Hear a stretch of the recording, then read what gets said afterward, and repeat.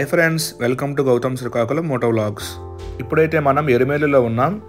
మనం శబరిమల వెళ్ళాలనుకుంటే ముందుగా విశాఖపట్నం నుంచి ఎర్నాకుళం లేదా కొట్టాయం ఇలా అనేక రకాల స్టేషన్లు అయితే ఉన్నాయి.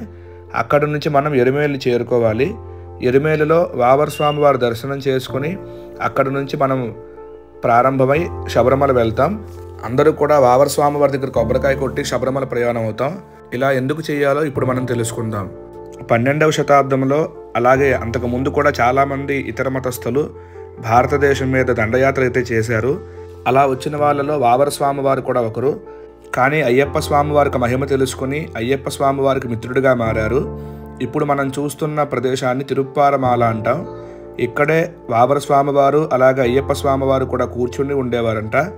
వావర స్వామి వారు అయ్యప్ప స్వామి వారి గురించి, అయ్యప్ప స్వామి వారికి ధైర్య సాహసాల గురించి, ప్రజలను కాపాడిన విధానాన్ని తెలుసుకుని ఆశ్చర్యపోయి హిందూ మతంలోకి మారుదాం అనుకున్నారంట. కానీ అయ్యప్ప స్వామి వారు మతం అంటే తల్లి లాంటిది, అది మారకూడదని చెప్పి వావర స్వామి వారితో చెప్పారంట. ఎరిమేలు నుంచి మనం శబరిమల బయలుదేరే ముందు కన్యస్వాముల నుంచి గురుస్వాముల వరకు అందరూ కూడా రంగులు పూసుకుని పేట తుల్లి ఆడుతూ ఎరిమేలిలో ఉండే పేట శాస్త అలాగే ఎరిమేలి శాస్త అనే అయ్యప్ప స్వామి వారికి దేవాలయాలు దర్శించుకుని అందరం కూడా శబరిమలకు ప్రయాణం అవుతాం. ముందుగా వావర స్వామి వారి దర్శనం చేసుకుని అక్కడ ప్రదక్షిణ చేసి వావర స్వామి వారి దగ్గర కొబ్బరికాయ కొట్టి, అలాగే ఎవరైనా వావర స్వామి వారి దగ్గర ప్రసాదం తీసుకోవాలనుకుని ప్రసాదం కూడా తీసుకుని అప్పుడు మనం పేట తుల్లి ఆడుతూ పంపానదికి అయితే ప్రయాణం చేస్తాం. పేట తుల్లి అనగా పేట అంటే అడవి, తుల్లి అనగా నృత్యం. ఇంతకు ముందు కాలంలో అయ్యప్ప స్వామి వారి దగ్గర ఈ అడవిలో ఉండే ప్రజలందరూ కూడా ఆనందంతో నృత్యం చేస్తూ ఉండేవారు. దానినే మనం ఇప్పుడు పేట తుల్లి ఆడడం అంటూ ఉన్నాం. ఎరిమేలి శాస్త సన్నిధానానికి వెళ్ళేలోపు మనం మార్గమధ్యంలో ఇలా అయ్యప్ప స్వామి వారికి ఫోటోలు అయితే చూడొచ్చు. ఎవరైనా ఈ పులి మీద కూర్చున్నట్టు కన్యస్వామి వారు ఇలా ఉంటారు కాబట్టి ఎవరైనా ఫోటోలు తీసుకోవాలనుకుంటే మనం కూడా అలా ఫోటోలు తీసుకోవచ్చు. ఆఖరిగా మనం ఎరిమేలి శాస్త సన్నిధానానికి అయితే చేరుకుంటాం. ఇక్కడ వరకు మాత్రమే ఈ యొక్క వాయిద్యాలతో మనం నృత్యం చేస్తూ రావాలి. ఇక్కడ నుంచి లోపలికి మనం వెళ్ళిన తర్వాత ఎరిమేలి శాస్త రూపంలో ఉండే అయ్యప్ప స్వామి వారి దర్శనం మనం చేసుకోవచ్చు. రంగులు పూసుకున్న వాళ్ళందరూ కూడా ఈ యొక్క నదిలో స్నానం చేసి అయ్యప్ప స్వామి వారి దర్శనం చేసుకుని పంపానదికి అయితే ప్రయాణం అవుతాం. మనం తెల్లవారుజామున వచ్చాం కాబట్టి ఈ యొక్క దేవాలయం అయితే మూసివేసి ఉంది. చాలామంది ఇక్కడ ఏం చెప్తూ ఉన్నారంటే ఆడవాళ్ళు ఈ యొక్క ఎరిమేలి శాస్త్ర దర్శనం అయితే చేసుకోవచ్చు అని చెప్తూ ఉన్నారు. ఆడవాళ్ళు శబరిమల దర్శనం చేసుకోవడం వీలు కాదు, అది అందరికీ తెలిసిన విషయం. కాబట్టి ఈ యొక్క ఎరిమేలి శాస్త్రాలో ఉండే మణికంఠుడి దర్శనం చేసుకోవచ్చని ఇక్కడ చెప్తూ ఉన్నారు. ఈ యొక్క దేవాలయంలో స్వామివారు ధనుర్బాణంతో ఉంటారు.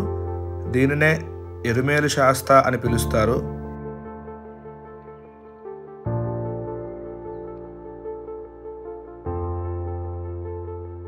మనం శబరిమల కొండెక్కుతున్నప్పుడు ఎటువంటి ఆరోగ్య సమస్యలు రాకుండా చలుక్కు వేళ్ళం అనే ఔషధాలు కలిపిన నీళ్ళు అయితే మనందరికీ అందజేస్తారు.